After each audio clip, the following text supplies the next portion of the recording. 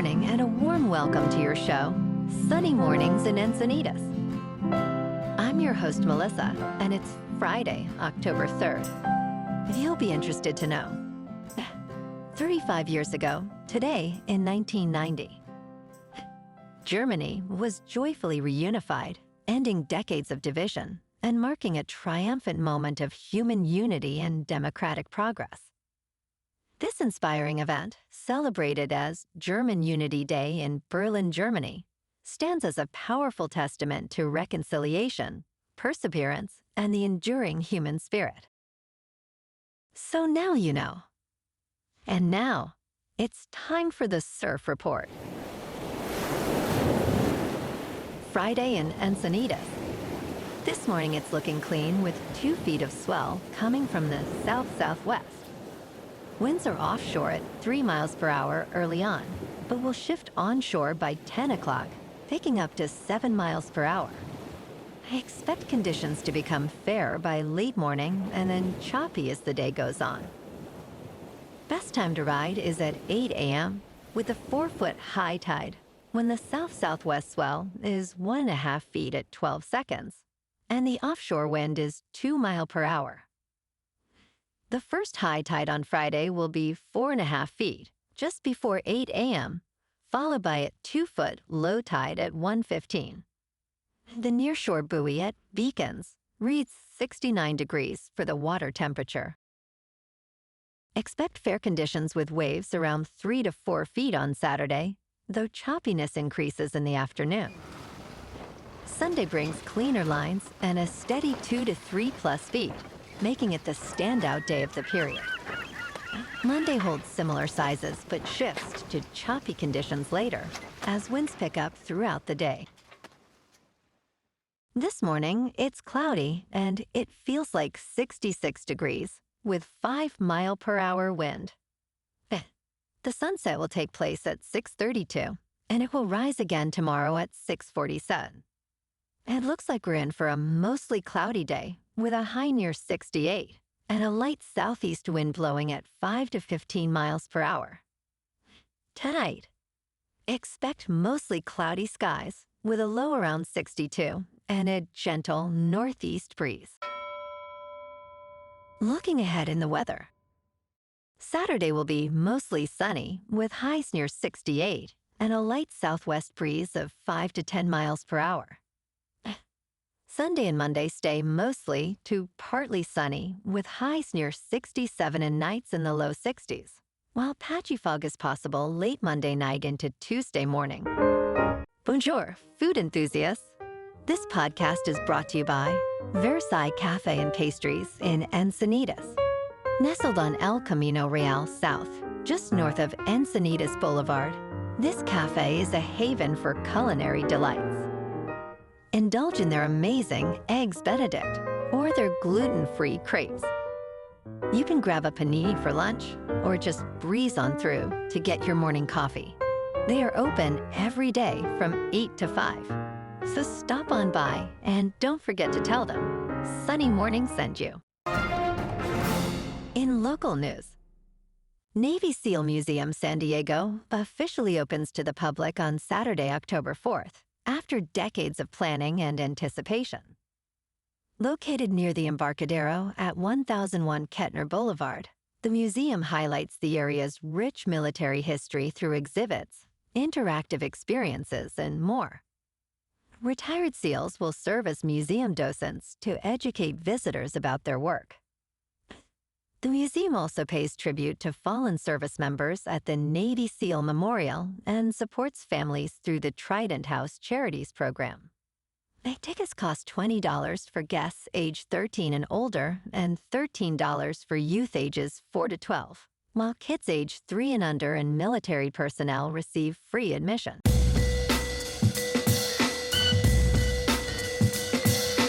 Now on to sports. Last night, on Thursday Night Football, the 49ers beat the Rams in overtime 26-23. Mac Jones was 33 for 49 with 342 passing yards, 2 touchdowns, and no interceptions. Matthew Stafford was 30 for 47 with 389 passing yards, 3 touchdowns, and no interceptions. The 49ers are now 4-1, and the Rams fall to 3-2.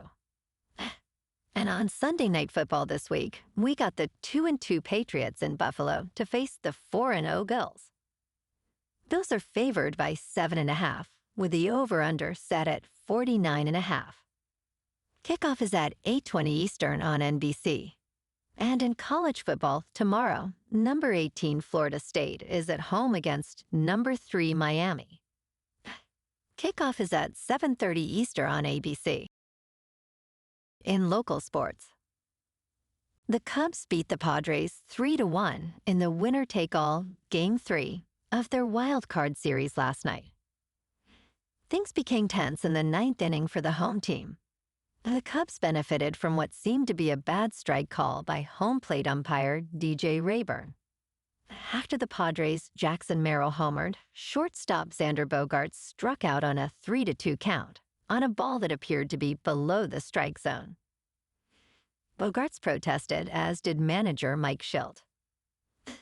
The Padres season is now over, while the Cubs advance to face the Milwaukee Brewers in the National League Division Series. On to the NFL.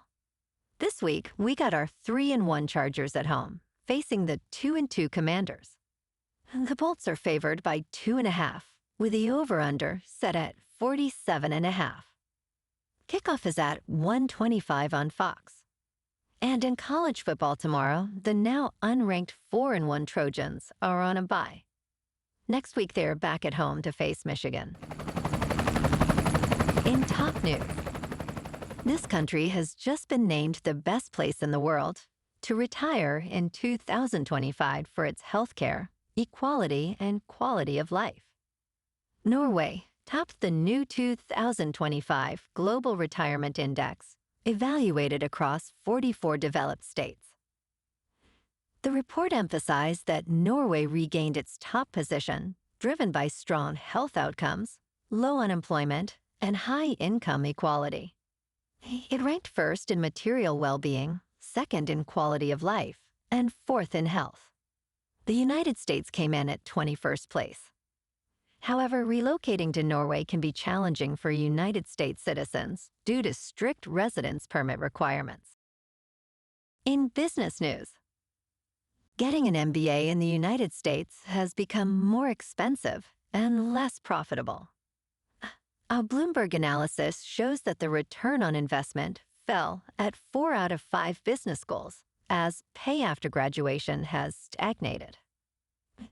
This year's update projects a typical return on investment of 12.3% a year, down from 13.3% last year. The main reason for this decline is that projected post-degree earnings increased only 1.7%. Syracuse University's Whitman School of Management experienced the sharpest decline as tuition and expenses rose significantly. Tulane University's Freeman School of Business saw its return on investment double, thanks to a rise in compensation. In crypto movement, Bitcoin is up 7% for the week to $120,000. Ethereum is up 9% to just under $4,500. And XRP is up 5% to $3.01. Moving on to a more local vibe. In our community spotlight on health and wellness, we are working with a national Pilates studio to bring you some free classes, so listen up. Check out Club Pilates, with several locations in the San Diego area.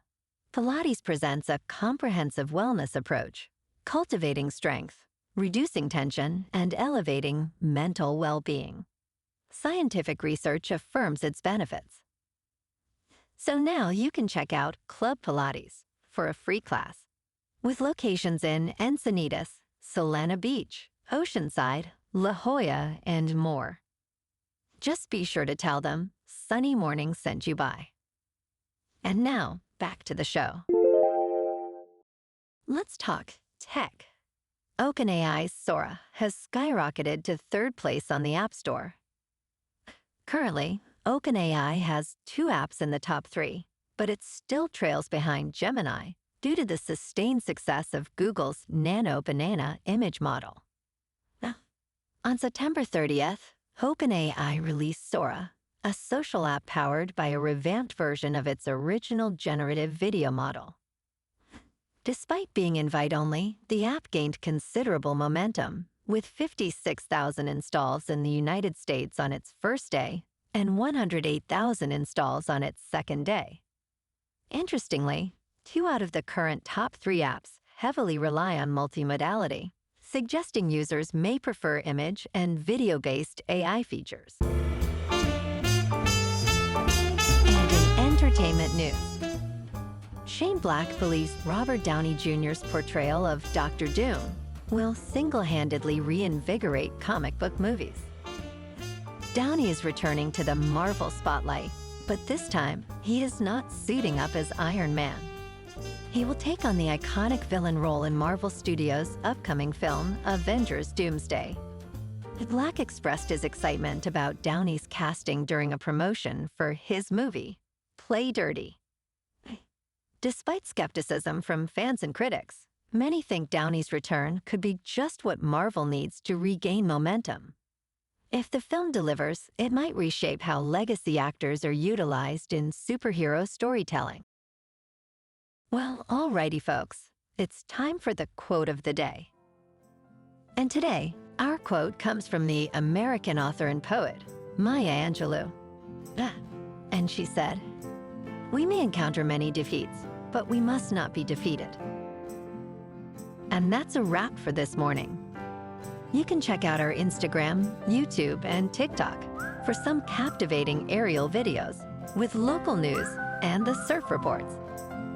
Have an amazing day, my good friends. We'll see you tomorrow with another episode of Sunny Mornings in Encinitas.